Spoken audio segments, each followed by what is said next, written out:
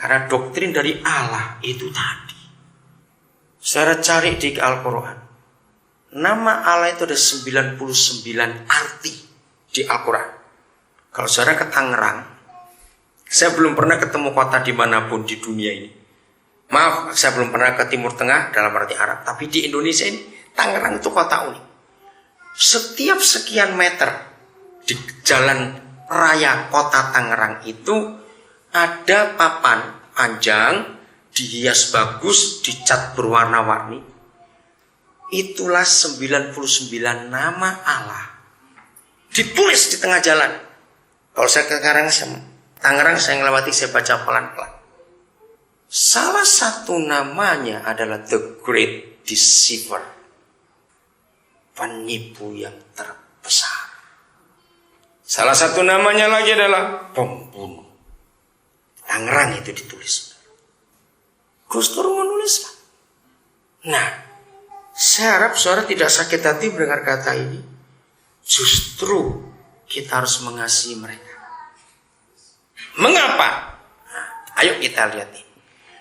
Jadi salah satu ayat Al-Quran yang dibahas oleh kelompok mereka ini, bahwa Muhammad pernah berfirman, seluruh dunia harus Islam. Harus, tidak bisa tidak. Cuma konteksnya salah. Kata Islam buat Muhammad itu artinya takwa, sujud kepada Tuhan itu. Tapi kelompok yang lain ini menyalahgunakan dengan kekerasan. Nah, jadinya seperti itu. Nah, kelompok ini melihat satu-satunya harapan mereka. Dengar, satu-satunya, saudara.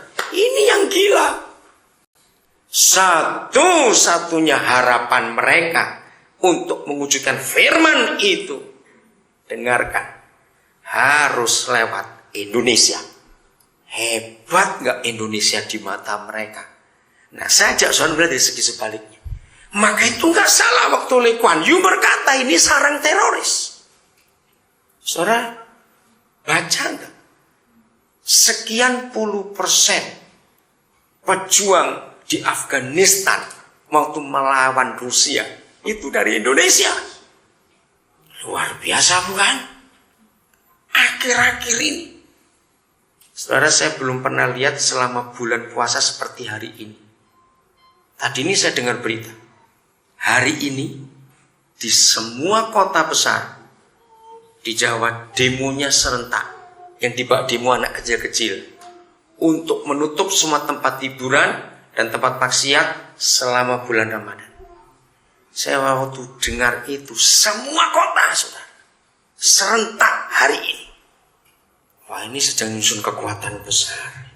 Semua tadi itu beritanya cuma itu. Saya cari channel TV, nggak ada berita, cuma demo mereka. Nuntut.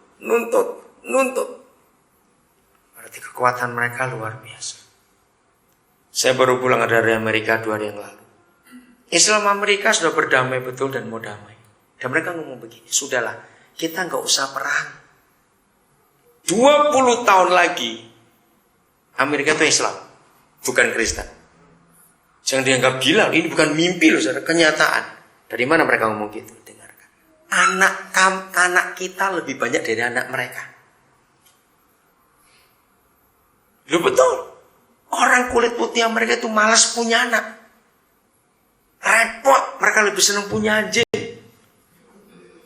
Karena anak itu bikin masalah, anjing gak bikin masalah. Tapi orang Islam anaknya 10. Mereka sudah ngitung, saudara. 20 tahun lagi berubah. Belanda dan Inggris sekarang sudah mayoritasnya Islam. Hebat gak? Kenapa? Karena mereka malas punya anak. Yang orang aslinya, orang Inggrisnya, orang Belandanya, orang Islamnya yang datang imigran, anaknya banyaknya luar biasa. Nah, Australia juga begitu sekarang. Begitu saya ngajurkan kalau orang Kristen anaknya sedikit terus kalah kita. Lu serius ini? Kita nggak punya iman, mereka lebih beriman. Saya pernah baca tulisan di Jawa Pos tahun 2007 lalu di Denpasar. Ada satu keluarga orang Islam anaknya 22. Baca enggak? Waktu itu diwawancarai, difoto, istri lagi hamil anak ke-23. Loh, ada yang baca enggak? Saya juga enggak baca yang begituan itu. 22 anaknya. Dari satu suami, satu istri. Dan bangga. Maka itu iman kita ini iman goblok betul. Punya anak takut enggak bisa ngasih makan. Maaf, jangan marah saya berkata. Kita melanggar hukum kejadian 1, beranak cucu lah. Loh, enggak amin lagi. Makanya kita salah, saudara. Kita salah. Kenapa, Pak? Loh, kenapa iman kita kalah dengan mereka? Ayo. Harusnya kita lebih beriman dari mereka karena Tuhan kita hidup. Salahnya orang Kristen buat sekolah mahal-mahal. Betul gak? Waktu film Laskar Pelangi muncul, saya beritahu semua ketua-ketua yayasan Kristen nonton film itu supaya tahu malu kita ini. Ada yang belum nonton Laskar Pelangi? Secara belum Indonesia kok nggak nonton film itu. Harus nonton film itu. Memalukan untuk kita, saudara. Muhammad aja bisa buat sekolah gratis. Yang sekolah nggak cuma anak Islam, anak-anak orang Buddha, anak orang Tionghoa sekolah di situ, di Laskar Pelangi itu. Bayangkan. Oke, saya lanjutkan. Maka itu mereka mati-matian berjuang di Indonesia dan untuk Indonesia. Karena mereka punya ilusi negara Islam dan mengislamkan dunia lewat Indonesia. Apa hubungannya dengan tugas kita? Sebetulnya perintah itu sama dengan perintah Tuhan kita. Beritakan Injil itu sampai kemana? Ayo, terus sampai kemana? Nah, jadi sama perintah itu. Saya diskusi dengan mereka. Saya baru baca buku, saya baru beri Pak Yosi. Coba angkat Pak Yosi supaya mereka tahu. Judulnya Here Come Ismail. Yang nulis orang Pakistan yang jumpa Yesus. Faisal Malik. Saya baru tahu di buku itu. Faisal Malik menulis begini. Islam Arab itu tidak teroris. Yang teroris itu keturunan Esau. Kenapa? Saya baru tahu di buku itu. Karena Esau itu tetap sakit hati dengan Yakub.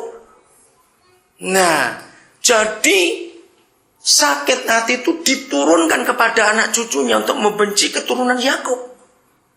Tapi yang keturunan Ismail itu bukan teroris. Saya baru tahu. Saudara, makin hari makin jelas.